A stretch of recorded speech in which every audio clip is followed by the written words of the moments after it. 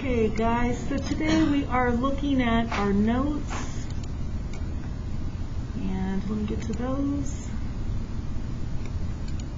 Alright, so we are doing this vertex form of a parabola. That's what we're looking at. So what we're going to be given is, we're going to be given this parabola, and we are trying to write it in vertex form. The vertex form that we're going to be using is going to be this y equals a times x minus h squared plus k. So we can use completing the square to get it into this form that we need. So we're going to have f of x equals, here's how we do this. I have x squared plus 4x. I have to move this 5, this constant, out of the way. So I'm going to scoot it over there out of the way. And so now I have to figure out how to complete the square. So we're going to have to look at that middle term, and we're going to have to take half of it and square it. So we've got 4 right here that we're going to have to take half of and square. So what's half of 4? And then square it. So I'm going to add 4 here. Now I have to keep the equation the same though. So if I put plus 4 here, what am I going to have to put if I'm staying on the same side to keep it equivalent to what it was before? Do I put plus 4 or minus 4? Minus 4. See, look guys, when we were doing completing the square with equations, we were adding 4 to both sides because they were on opposite sides and we had to keep it equal. But if I'm going to add 4 here and it's going to be on the same side, I have to subtract 4 to keep it even. Do you see how if I have x squared plus 4x plus 4 plus 5 minus 4, isn't that really the same thing that I started with? It's equivalent. I'm just keeping it equivalent. Now, I look at this part right here. That is something that should be factorable. How does that perfect square trinomial factor? Right, so this is going to be x plus 2 squared. What is that going to be? Just plus 1. So now I have rewritten this in this form. It's the same parabola, but I have it in a different form. Now I have it in that vertex form. What is the vertex going to be then? Negative 2, 1. I actually find the vertex this way all the time if I'm trying to find the vertex of a parabola. Do you remember how we could do negative b over 2a to find that vertex? So watch. I can do negative 4 divided by 2. What do I get? Negative 2. Then I have to plug that back in. Negative 2 squared is 4. 4 times negative 2 is negative 8 plus 5. Negative 4 plus 5 is 1. See how I get the same answer? But I always feel like plugging that number back in is a little risky. You know what I mean? Like some people on that test, they got the x value of the vertex right, but then when they plugged it back in, they missed the y value. And that affects everything else. So I think this is a really nice way to find the vertex, to get it into this vertex form. Let's try this one.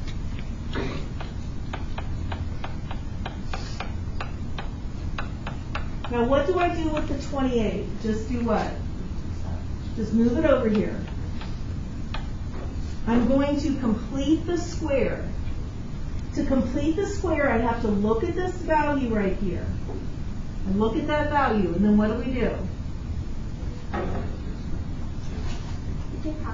Take half of it and then square it. So what's half of 10 squared? Now, do I add another 25? Subtract 25. If I add another 25, I'm not keeping it equivalent. But the way I've got it here, it is equivalent. Check it out. 25 minus 25, that's equivalent to what I started with. Can you guys finish it? What would it be in vertex form? Negative 5, 3. So let's go ahead and put it in vertex form now. How's it going to go? X Plus 5 squared. Good, plus 30. So what we're doing is we're factoring this down. This factors down into x plus 5, which is x plus 5 squared plus 3. And then our vertex is what? Negative 5, 3. Okay? It's pretty easy, isn't it? It's not a difficult way to find the vertex. In fact, on this problem, doing negative b over 2a, negative 10 over 2 is negative 5. Then I'd have to plug in negative 5 into that. I'd rather do this than have to plug in negative 5 into that. All right, let's keep going. There we go. Okay, I want to do a word problem. The area of a triangle is 30. Find the value of x. There should be a picture here. It didn't copy over. Here's our picture. This is x. This is x plus 2. We'd have to be given that picture. We're trying to find the value of x. We know that the area is 30. Do we know the formula for the area of a triangle? What is it, Jackson? It's 1/2 base times height. So I know the area is 1/2 base times height. So now I'm going to plug in. I know 30 is the area. I have 1/2. Here's the base. And here's the height. So that's my equation I'm going to start with. Now, I don't really like having that 1/2 there. So what am I going to have to do? Multiply it by 2, right. So I'm going to multiply it by 2, and I get 60 equals x plus 2 times x. And this is not going to come out even. Okay, that's all right. So we're going to go ahead and multiply this out. So I'm going to get x squared plus 2x minus 60 equals 0. Do you guys see how I got that? Yeah. Would it not be qx on the 60 equals? I'm multiplying both sides by 2. I'm multiplying this side by 2, so the 2's cancel. Multiplying that side by 2. If I multiply the whole side by 2, it's not 2x. Oh, I see. I'm sorry. Okay, so we've got this. Now, if we want to see if this will factor, are there numbers that will multiply to be 60 and subtract to be 2? No. So what would be a good way to finish this problem then? Completing the square would be pretty easy. So I'm going to do x squared plus 2x equals 60. I'm going to add 1 here. I'm going to add 1 here. I've got x plus 1 squared equals 61. I take the square root of both sides. I have x plus 1 equals plus or minus radical 61.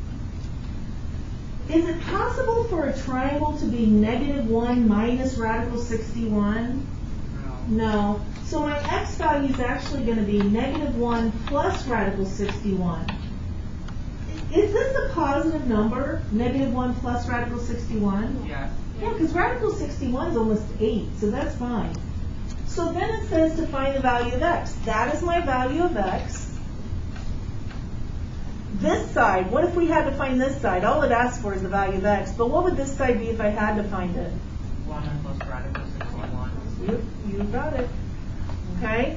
So we can get answers like this. I don't think they even ask you anything that difficult and big ideas, but that's the way that's going to work. They asked like 1 question on that. Yeah, like maybe towards the very end. Maybe. Okay, number 4. Write the quadratic function in vertex form. Then identify the vertex. What is different about number 4 from the other vertex problems I had you do? What's different about it, Andy? X has Say it louder. X has something from it. You mean x squared? Yeah, because we have an x squared value with a coefficient. So this is going to be harder. Let me show you how to go about this problem. See how that has a 2 in front of it? That changes everything a lot. Here's what I'm going to have to do. I have to factor the 2 just out of these two. So I get x squared plus 4x. I'm going to put the 11 over there by itself. Still, like I always do. Do you see what I did there? I just factored the 2 because I have to have a coefficient of 1 to complete the square. In front of here, it has to be a coefficient of 1 to be able to complete the square. We're going to look here. We're going to take half of it and square it. What do you get? Okay, now, did I really add 4 though? What's happening to that 4? It's getting multiplied by 2, so how much did I really add? I didn't add 4, I added... So what am I going to have to put down here? Minus 8. Subtract 8, right. That's the only way I can keep this equal. Do you guys understand that? Yeah. Okay. So now what I'm going to have is f of x equals 2 parentheses.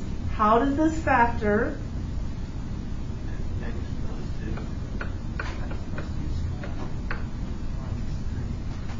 Try again. Plus 3. Okay? So now we have that quadratic in that form that we need. Okay? And so now we can find that vertex. What is that vertex going to be? You got it. Okay? Tougher problem, but I think those are so much fun, just finding the vertex that way. I think it's so much better than doing the negative b over 2a. That's negative 2. I got to plug that back in. Okay? All right, let's do the last problem here. A golfer hits a golf ball on the fairway with an initial velocity of 80 feet per second. The height in feet of the golf ball t seconds after it is hit can be modeled by the function h of t equals negative 16 t squared plus 80t plus 0.1. Find the maximum height of the ball. Here's what we're going to be looking at. This is going to be time. This is going to be height. We're not comparing x distance to y distance. We're comparing height to time.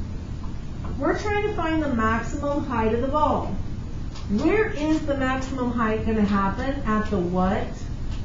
Chris? At the vertex. At the vertex. So I need to find the vertex. Now, this problem has ugly numbers. I am not going to waste my time trying to complete the square, trying to do negative b over 2a. What can we use? Our calculator. Any problem like this, guys, where you've got decimals and big numbers, just grab that calculator. Yeah.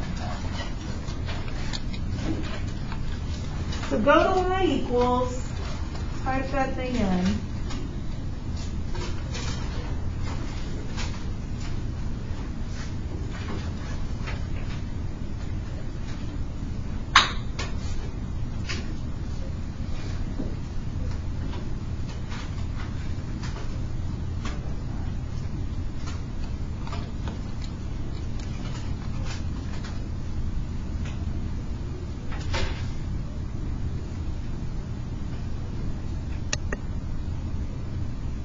Alright, so I've got it typed in.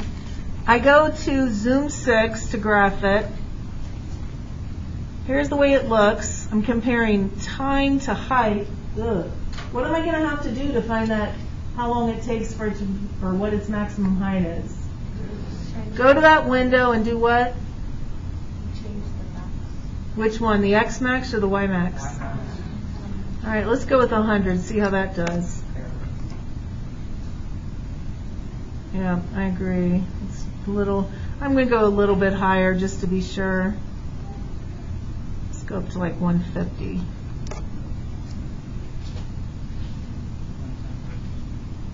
Okay, that's good enough. All right, so now I want to find how high does that ball go. So I'm going to do second trace, calculate that what? Trying to find that highest point. Maximum. Got to go to the left of it. Just get kind of to the left of it. Right there's fine. Push enter. Get a little bit to the right of it. Enter again. Enter one more time. Now, which is my answer? Is my maximum 2.5 or 100.1? Right. This is the time right here. Remember how x is time? Okay, so the maximum height of the golf ball is 100.1 feet. How long does it take the ball to hit the ground? So we've got this graph here, kind of like this. We want to know how long till it hits the ground. What's its height when it hits the ground? 0. So we're going to go back to that calculator. And what would be a good thing to put in for y? What do I want the height to be? 0. Graph. So now what am I going to find? My calculator's not working. Okay, I'm sure it's because your stat plugs are on. Go to No. y equals. I turned them off, and it says check all arguments enter. That's because you use subtraction instead of. Oh, sorry. Okay, so anyway, back to this. How can I find that point? I'm finding the point of what? Second trace intersect. Yep. Push enter. Get over there close to it. Push enter. Enter one more time. Enter one last time. 5 seconds. Rounded to near second. Oops, wrong one. So that's going to take us about 5 seconds. So guys, the key to being really good at math, like especially on ACTs and stuff, is you only when to get that calculator, when not to. I truly believe on these problems way back here, I think you could find that vertex faster by completing the square once you get good at it than you could even type it into your calculator and do second trace max, change the window. You know what I mean? Like just knowing when's a good time. And if you're doing problems like this, you've got to show some work. I mean, there's nobody, I don't know, maybe a couple people on here could do all this in their head, but I would not recommend it because you're going to make a little mistake here. So show your work. Have a piece of paper out. Have your. I saw somebody. Do you guys do this where you have your big ideas on the left and then they have like a whiteboard on their Chromebook on the right where they can do their work? Yeah, that's kind of cool. I like. All right. So how is done? We need to roll the dice for some things. We'll do that right now. And good job. What assignment will we do tonight? 3.3 part 2, right there. That's due on Monday.